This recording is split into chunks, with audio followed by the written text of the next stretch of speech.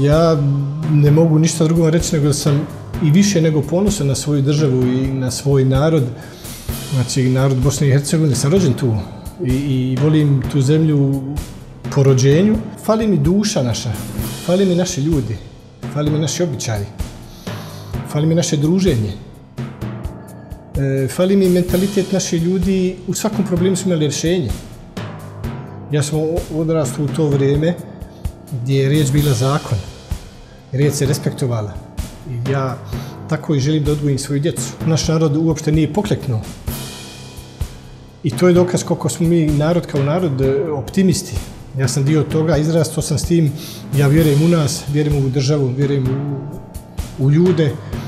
I nije bogatstvo samo imati rijeke, energiju i sve je to lijepo.